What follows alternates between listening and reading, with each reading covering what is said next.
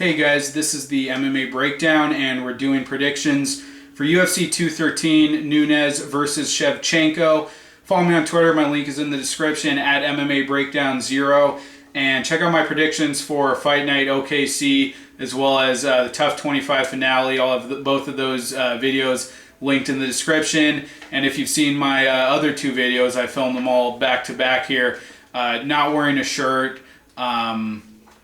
It's very hot out here. You've probably seen the sweat dripping down my face as I do these videos, but I just want to clear the air and be open with you guys, not wearing a shirt. But yeah, 213. And honestly, I mentioned this in one of my other videos, I really want to get my Bovada account set up and start making real picks in these videos. And I'm really going to try to do that by at least 213. If not for the preceding events, Tough 25 finale and Fight Night OKC. I know I've been promising that for a long time, and I just haven't gotten around to it. But hopefully I am able to do that. And actually, I feel like most of the matchups on this 213 card are kind of easy pickings without having looked at the lines or anything. But just in terms of picking a winner, I feel like this would be an easy one to cash in on. Just my kind of initial impression of the card, but yeah, let's do it. At heavyweight, Daniel Omielanczuk versus Curtis Blaydes. Blaydes should just completely run over and destroy this guy. Omielanczuk has power, but he's going to be at such an athletic disadvantage, such a size disadvantage, and a skill one as well. Curtis Blaydes looks like the next Cain Velasquez, working his way up through the division. Just a superbly talented wrestler. Very technical ground and pound. Yeah, I'm really high on Curtis Blaydes, and gave Francis Ngannou the toughest fight of his UFC career so far. So don't have really anything more to say about Omielanczuk. Blaydes, I think, still, we haven't seen him hurt in a fight and have to come back from that. And Omielanczuk has power, so I guess just a small window of possibility that Omielanczuk might be able to tag him.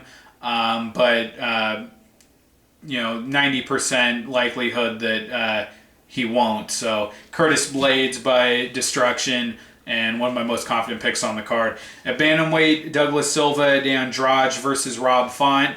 Again, I think Rob Font will just run over him here. Silva de Andrade started his UFC career off with a loss to Zubera Tukugov in a pretty crappy fight from what I remember. Then had the win over Cody Gibson, where I think the consensus among the fans was that Gibson won that fight. And then most recently had a TKO win over Henry Briones in a fight that he was losing and getting outworked, getting out boxed. I thought he would have lost the decision there if he didn't get the TKO, I believe, in the third round. But I guess he's a Muay Thai striker, kind of your typical Brazilian athletic striker. But Rob Font is just a super talent. Tearing his way through the division, hasn't really, other than Lineker, in a fight where he actually acquitted himself pretty well. I mean, went the distance with Lineker. Other than Lineker, hasn't really beaten any top tier talent, but he is just so explosive. He has big power and just such a great athlete.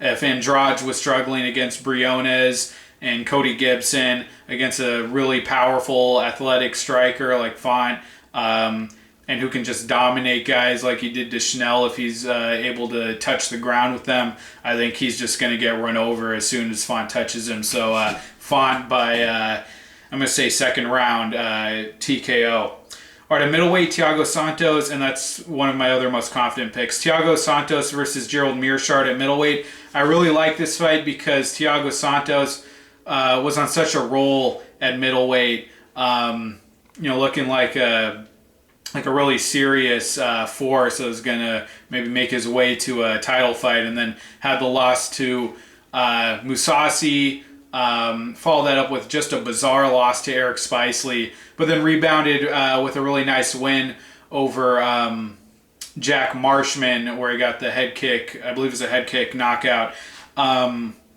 So they're throwing another grappling specialist at him, which was his foil against Spice Lee. But I feel like that was kind of a fluke against Spice Lee. I don't think that would happen again. And Meerschaert, I don't think, is as talented, as dangerous submission specialist as Eric Spicely. And even in the Ryan James fight, James was able to hold him on the ground, hold top position for a while before Meerschaert was able to hit the submission. So Santos, I think, will keep this on the feet. And from there, I think we'll get the TKO, but it's not going to be one of my most confident picks because that Spicely fight, I think in that, for that prediction, I said Santos would just destroy Spicely, and Spicely didn't deserve that matchup, and he ends up getting submitted and really flustered by the submission attack of Spicely, and Meerschaert, he jumped on that guillotine against Joe Gigliotti, so. I think there's a chance here that Santos slips up and maybe that's his Achilles heel, really aggressive submission artist. But I think he should be able to get a KO win, so I'm going to take Santos by KO, but not one of my most confident picks. All right, at welterweight, Chad Laprise versus Brian Camozzi. I see this as a complete mismatch. I think Laprise gets him out of there pretty easily. Camozzi, I just don't think has the athleticism, really the skill, or the durability to hang in the UFC. Randy Browne absolutely destroyed him, and then after that fight, we found out that Browne is still totally green, totally unskilled fighter when it comes to a well-rounded MMA game and wrestling and those other aspects of the game. So Laprise has power, and he's had slip-ups. The Trinaldo loss was pretty bad, getting TKO'd in the first round. Should have been able to beat Pearson, but I think we'll just have such a technical edge in this fight and a power edge that he kind of runs over Camozzi. So Laprise by KO, and that's going to be one of my most confident picks. All right, at welterweight, I really like this fight, Jordan Meehan versus Belal Muhammad. I feel this is one where I feel people are really going to be liking Muhammad here, but I don't really see it. I think Meehan's going to be too technical on the feet. For a guy who was knocked out cold by Vicente Luque and who was dropped a few times by Alan Jouban. I think Meehan, who's a crafty, technical striker, throws from odd angles. I think he's going to KO Muhammad.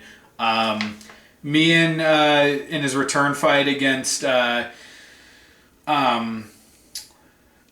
the Valhalla dude, Emil Meek, lost because of aggression. But even in that fight was tuning up Meek on the feet. Before Meek was able to establish the takedown and just outwork him. So Meehan's still a tough puzzle for anyone. In the Thiago Alves fight before he retired, was tuning him up and almost got Alves out of there. So yeah, I like Meehan. I don't think Muhammad has enough power in his hands to gain any kind of advantage on the feet. He does have that wrestling game, which we saw against Browne. But I don't think he has the same aggression as Meek, and I think having been knocked out and struggling against Jouban, that Meehan is probably going to be able to TKO him before Muhammad gets any kind of wrestling game going. So I'm going with Jordan Meehan by TKO. At heavyweight, Travis Browne versus Alexei Oliynyk. Just another complete mismatch, I think. Browne has had his share of really terrible performances, but Oliynyk losing to Daniel Omielanczuk, even returning from a layoff, just terrible. So I got to go with Browne. And Browne, is still one of the best fighters at heavyweight. Maybe not top 5, but top 10. Almost got Derek Lewis out of there. Was the much more technical fighter in that fight. Oliynyk has power. Put out Jared Rosholt, but Browne, I think, should be able to really pick him off at range. And I'm just expecting a classic Travis Browne performance. If he had the success he did against a fighter as dangerous as Black Beast, I don't see what he can really fear from Oliynyk, and I don't think Oliynyk can take him down and make use of that really crafty submission game he has. So Browne by TKO, and that's going to be one of my most confident picks again. A lightweight, Anthony Pettis versus Jim Miller. This is a really scary fight to try to pick because Pettis, man, he was on that slide, and I think has just proven that he does not have really a process when it comes to striking. I think it was a guy who just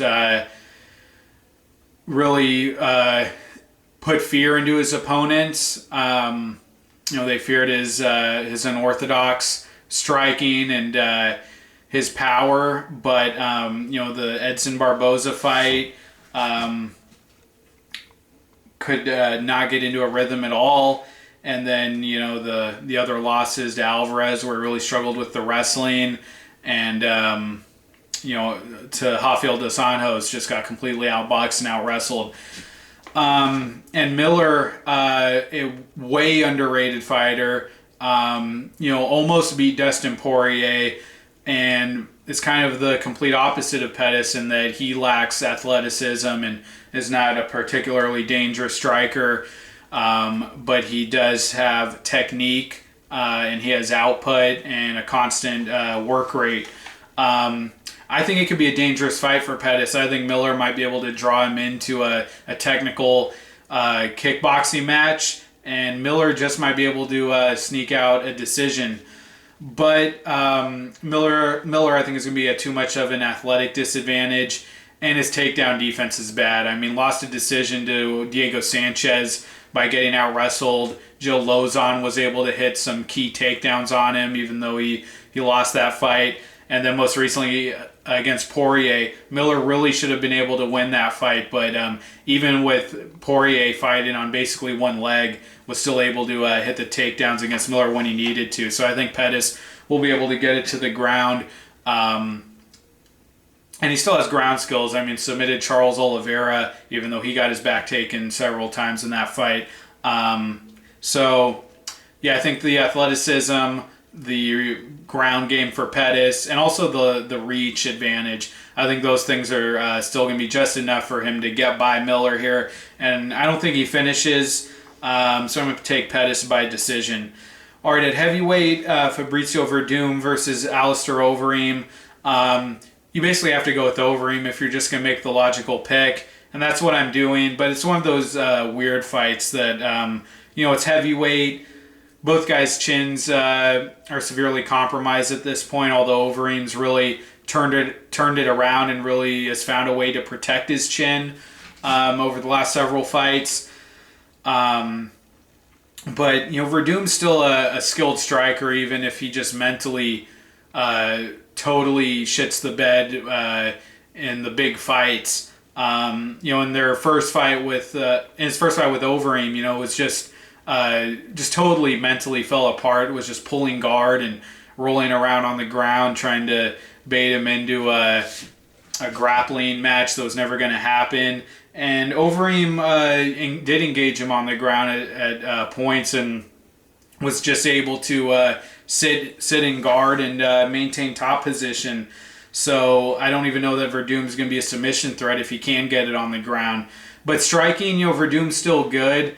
If he doesn't choose to fight like a complete lunatic like he did against Miocic and just run into a counter from Overeem, he might be able to have some success on the feet. But yeah, Overeem, this is the best version he's ever been. I've been so impressed with him, and it seems like people aren't really giving him the credit that he deserves. I mean, this is a guy who's getting knocked out by everyone, fighters way inferior skill-wise to him, and now he's knocking out guys like Hunt and Junior Dos Santos, and really protecting his chin. So I'm going with Overeem. I think basically he's the much better range striker. I think he has more power. Werdum also has a questionable chin. The Miocic knockout, Hunt almost knocked him out in the first round in their fight. So Overeem's the pick here, but you know, if he gets tagged, he still has a weak chin. That hasn't changed. And Werdum, he's a fairly technical striker for heavyweight. And you know, even though Overeem dominated him on the ground, there's still a chance that he could, you know, pull guard for guillotine or hit an armbar or something. But yeah, I'm going with Overeem, but there is a weirdness to this fight that I can't really overlook. But yeah, I'm going to go with Overeem. I think probably by decision because Werdum, I think we might see something like the first fight where Werdum is just hesitant to really engage anywhere. So Overeem by decision. All right, at welterweight, Robbie Lawler versus Donald Cerrone. I love this fight, and it's great because there are so many variables concerning, you know, both guys, you know, recent losses and you know, how they're going to respond after those losses, and both guys kind of being shop worn and kind of at the tail end of their careers.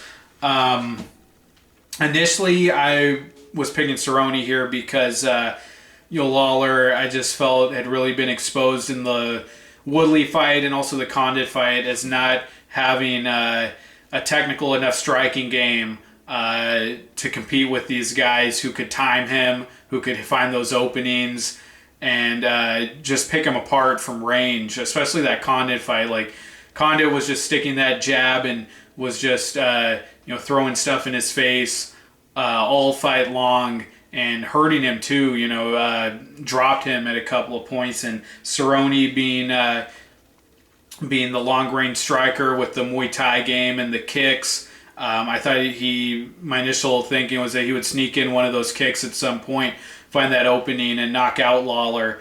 And you know, Lawler took so much damage in both of those fights. Who knows how confident he's going to be, how shop worn he's going to be coming into this fight.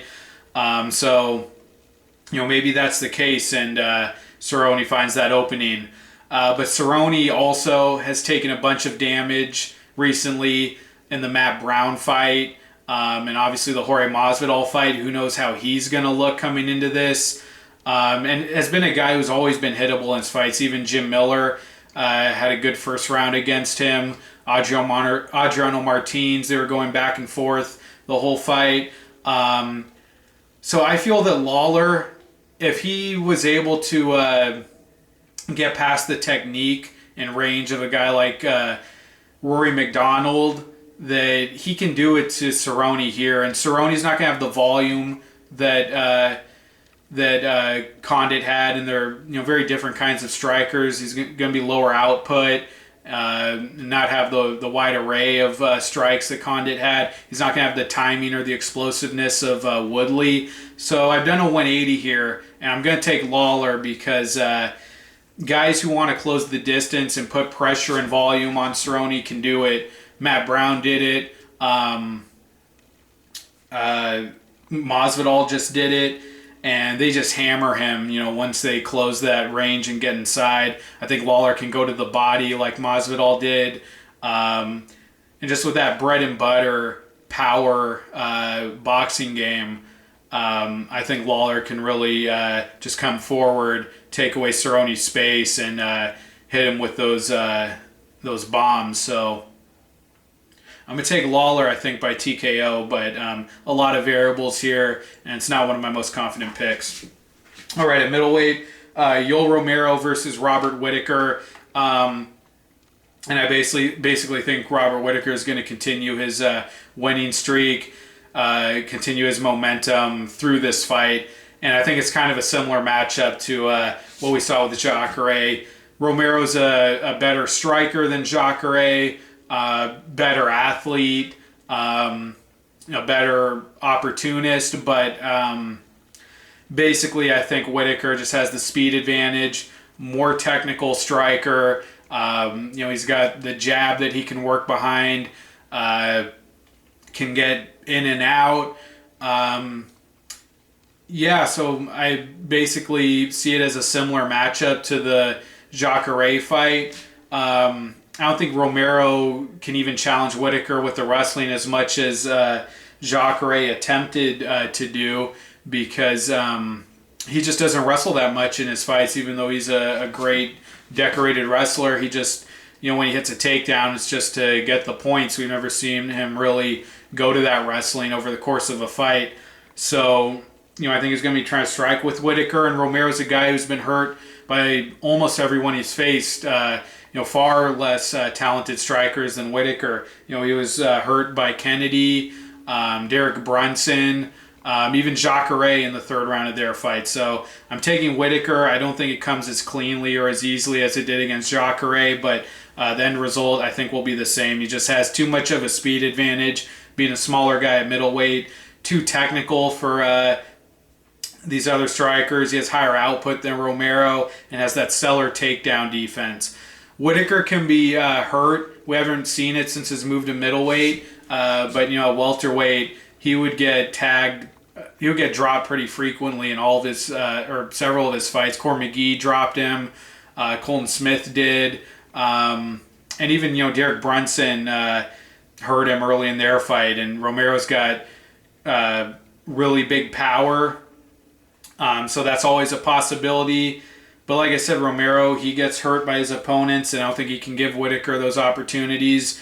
And he was, even in the Weidman fight, you could make the case that Weidman was winning on points going into the third round. So I like Whittaker by TKO. I think he's going to, you know, beat Romero at his own third round finishing game and get the third round finish against Romero. Yeah, and I think that might be, well, it's a confident pick. I don't know if it's enough to make it in my 5 most confident picks, just because the opponent here is dangerous himself, but it is one that I feel fairly confident in. All right, the main event, the women's bantamweight title fight, Amanda Nunes versus Valentina Shevchenko, and I think, well, in contrast to the co-main event, I think this is a really hard fight to call, and I would not bet on this fight. And I've been back and forth on this one, but I think the easy thing to do here is just to say that, you know, the first fight, Nunes faded, Shevchenko came on strong in that third round. You know, Shevchenko having gotten wins over home, and Pena, since that first fight, will kind of run away with it here in the later rounds, and that ultimately is my prediction. But I think there is a stronger case to be made for Nunes here. Just, you know, a better case than just that. I think she has more firepower than they did in their first meeting. I just think her striking has improved. You know, over the Tate and the Rousey fights, she looks like a more confident, more dangerous striker in the first round than the first time she fought Shevchenko. And in that fight, you know, she won the first 2 rounds pretty easily and easily out-wrestled Shevchenko. That's something Nunes could go back to, and she almost finished her, maybe got about 3/4 of the way there with ground and pound in that second round, and almost had her with the rear naked at the end of the second round. So if Nunes, you know, has polished her technique, is more confident, more dangerous, I could see her running over Shevchenko maybe in the first or second, who is kind of a slow starter. You know, even in the home fight, didn't really get going until the later rounds. You know, against Pena kind of brought the fight to her. But, you know, I just can't count on Nunes being composed enough. You know, they already had the scuffle and the face-off, and I can't count on her, you know, having the cardio in the championship round. So, while I think she can finish Shevchenko early, I don't think she will. I think Shevchenko will come in with better takedown defense, be more prepared for the wrestling, and I think she'll wait it out like she did against Home for those first couple rounds. In that first round, it was pretty uneventful. Shevchenko was really feeling her out, and it was only when she decided to move in and attack that Nunes was able to take her down. So I think she's going to play it safe, and then once they get to those that third round and beyond, I think Nunes is toast. I think she's going to burn herself out by then, and Shevchenko will just have the better cardio, and I think she will finish her because, Nunes faded in the third round in their first fight, and with the emotions heading into this, I don't think she can last the fourth and fifth, so I think Shevchenko will finish her off, I think maybe by submission. Is there anything else that I wanted to say? I don't think so. So yeah, I'm going to go with Shevchenko by, I'm going to say fourth round submission. Yeah. That's my pick. Let's do my 5 most confident picks. So I'm going to go with Curtis Blaydes, Rob Font, Chad Laprise. I'm going to go with Travis Browne, and then I don't know about Jordan Meehan and Robert Whittaker. I think I might go with Meehan just because Romero is more of a threat to Whittaker than I feel Muhammad is to Meehan. But yeah, that Whittaker is also another confident pick of mine. But I'm going to go with Browne, Meehan, Laprise, Font, and Blaydes. I feel like there was something more I want to say about the Nunes Shevchenko fight, but it's not coming to me. So yeah, that's going to be it, guys. Thank you for watching. Again, check the description for links to my Twitter and also to my predictions for Tough 25 finale and Fight Night OKC. Check those out. Thank you, guys, and I'll see you next time. Bye.